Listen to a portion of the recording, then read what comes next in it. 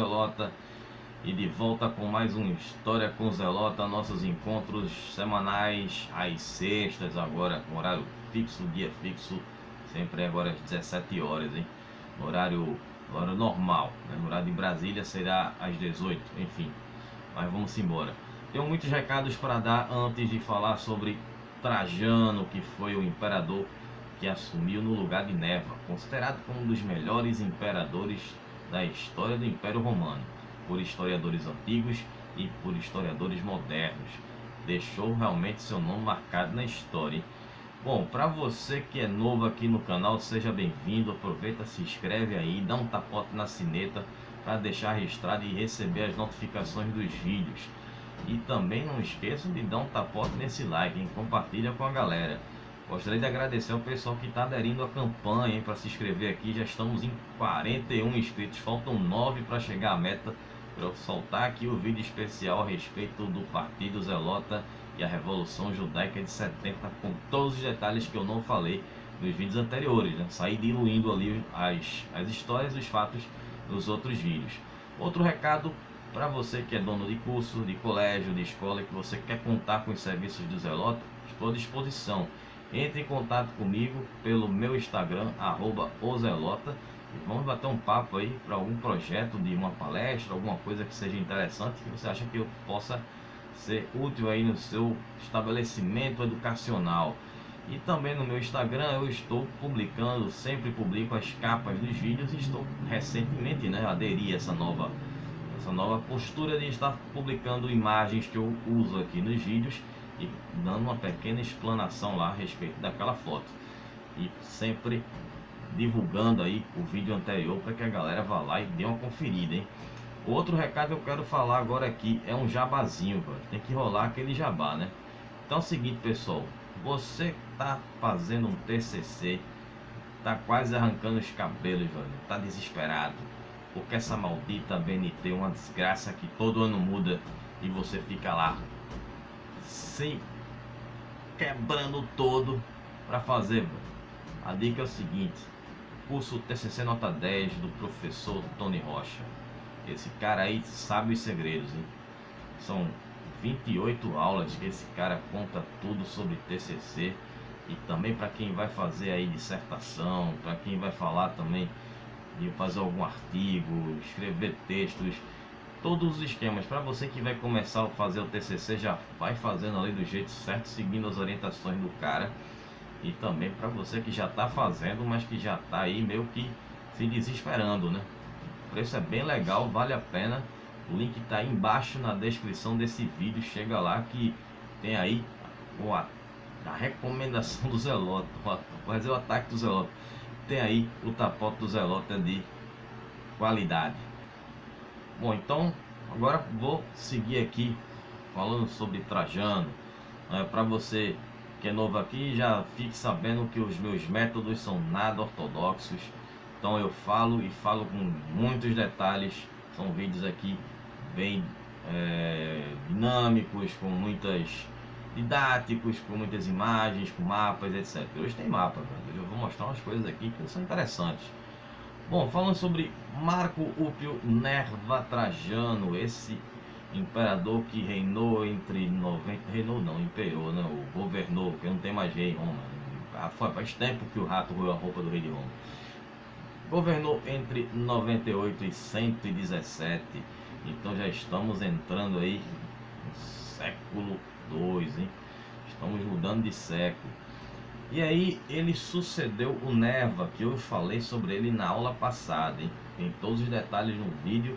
Dá uma clicada aí no card e vai lá no vídeo anterior para você que não assistiu ainda, hein? Chega lá.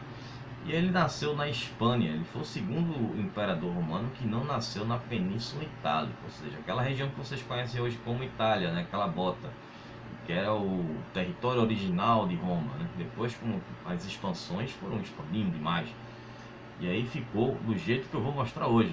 Inclusive, no governo de Trajano, foi o auge da expansão romana, hein? Ele chegou ao máximo dos limites que Roma chegaria. E aí Trajano ele veio de uma família nobre, né? O pai dele, que tinha um nome igual ao dele, né? Ele tinha um nome igual ao do pai, claro. O pai dele é mais velho, né? Chegou primeiro. Quem chegou primeiro, o ovo ou a galinha, enfim. O pai dele foi pretor na província da Síria, e depois ele foi pretor nas províncias da Ásia, na época do imperador Vespasiano. Trajano ele preferiu seguir não pela política, mas o exército. O exército atraía muito, ser um pretoriano, ser um militar, todas as honras. E aí ele foi o militar e batalhou nas guerras que aconteceram na Germânia. Com muitas vitórias no seu currículo, ele se tornou muito famoso e muito querido pelas tropas, fazendo com que ele tivesse todo esse apoio dos pretorianos quando ele foi anunciado como senador. Ele era um nome que agradava tanto ao Senado como à guarda pretoriana, o que era difícil para todos os imperadores que passaram ali pelo império. Bom, ele no ano de 91 ele foi nomeado como cônsul pelo imperador Domiciano. E aí, em 98 foi o ano em que ele foi adotado por Nerva. Foi adotado justamente no ano em que o Nerva faleceu. Com relação à administração do Trajano, ele reorganizou o império, teve um forte apoio do Senado para isso. Ele reativou o comércio, que estava ali parado, e a agricultura, e vai reduzir a carga tributária. Vai começar a fazer uma organização econômica aí do Império Romano. Ele vai construir vários edifícios públicos, e um dos principais que ele construiu foi o novo fórum, né? O Fórum de Trajano. Ele vai construir esse fórum e que está ainda de pé, hein? Tem foto desse fórum aí, mostrando a imagem agora aí para vocês. Bom, ele vai fazer também muitas outras obras, como estradas. Entre elas ele fez uma nova parte da Via Ápia, fez uma ampliação à Via Ápia, estrada mais famosa de Roma. Construiu pontes, aquedutos, portos, banhos públicos e infraestrutura. Deu realmente uma revitalizada geral ali no Império Romano. Olha que era muito lugar para fazer muitas coisas, hein? E vocês não pensem que quando eu estou falando Roma, eu estou falando unicamente da capital do Império, hein? Eu estou falando de todo o Império e todas as suas províncias. Até mesmo porque, se você quiser uma prova disso, muitas das obras de Trajano permanecem muito bem conservadas em países como Portugal, Espanha, Itália, norte da África e na região dos Balcãs, que reúne aí Grécia, Albânia e todos aqueles países ali do leste europeu. Todas ali aquelas ruínas muito bem conservadas, inclusive pela imagem que vocês viram aí do fórum que Trajano construiu, muito bem montado ali, muito bem conservado. Bom, e aí, como eu já citei, ele vai fazer essa grande expansão no Império Romano. Queria ali de Portugal até o Irã e da Inglaterra ao Egito. Vê o tamanho da imensidão desse Império Romano. Então ele vai derrotar povos como os partas, os armênios e os dácios. Os dácios, que hoje seria a Dácia, a Hungria e a Romênia. Eu já falei sobre esse povo aqui e já teve treta com eles também no vídeo anterior. E foram locais em que outros imperadores antes dele tentaram conquistar, mas não conseguiram. E Trajano conseguiu. Anexou todos esses territórios aí ao Império Romano. E aí nós tivemos a construção da coluna de Trajano. Essa que foi construída está de pé ainda em frente ao Fórum de Trajano, muito bem conservado. E aí, obviamente, que com esses ataques, os saques que foram feitos nessas províncias, geraram muitas riquezas para Roma. Sempre a política da expansão romana era aquela: invadir, saquear e depois cobrar os tributos através da espada, né? A dominação, subjugar todos os povos que estavam ali por perto. Ele vai fazer as reformas também na educação romana, no sistema educacional, como ele já havia feito na agricultura, e ele vai ter total apoio dos súditos. Esse vai ser um imperador que realmente vai conseguir agradar a todos. considerado aí como esse dos maiores imperadores de Roma. Só que dizem que ele gastou tanto que acabou deixando uma certa herança desagradável para o seu sucessor, que é Adriano. E aí, Adriano vai ter uns problemas para depois ele ter que resolver esses rombos, né? E construiu demais, e gastou mais do que deveria, se empolgou nas construções, né? Com relação às guerras, como eu já falei, ele enfrentou os dácios. Isso foi no ano de 101. Foram liderados por Decébalo, que era o líder dos dácios, um guerreiro dácio muito famoso. E aí ele conseguiu vencer. E um ano depois dessa vitória, ele colocou o Decébalo como rei, para governar a província, né? Como governante, como pretor da província da Dácia. Só que aí, entre o ano de 105 e 106, os dácios resolveram se rebelar. Não aceitaram ficar subjugado aos romanos. Eles já tinham resistido outras vezes, eles perderam, foram dominados, dessa vez eles quiseram lutar contra os romanos. E aí teve uma segunda batalha contra os romanos. E aí novamente liderados por Decébalo. Aí, com essa derrota, que foi a segunda derrota dos dácios, a capital da Dácia foi anexada lá à província do Império. Então tem duas versões com relação a essa morte do Decébalo: a versão romana e a versão dos dácios. A versão romana conta que ele foi decapitado. Ele foi decapitado. Isso é uma das versões que conta isso na coluna de Trajano, que é a vitória de Trajano na Dácia. Então aí tem imagem na coluna do Decébalo sendo decapitado. Já na versão dos dácios, dizem que ele, quando estava cercado, ele se matou. Ele preferiu se matar do que ser preso pelos romanos e ser executado pelos romanos, ser escravizado. Então tem essas duas versões. Estou mostrando aí a imagem para vocês da versão dos dácios. Foi esculpida aí uma pedra, enfim. Bom, então tinha um outro povo que vivia ali próximo, que eram os nabateus. Eles já se entregaram sem pestanejar, né? Sem querer enfrentar os romanos.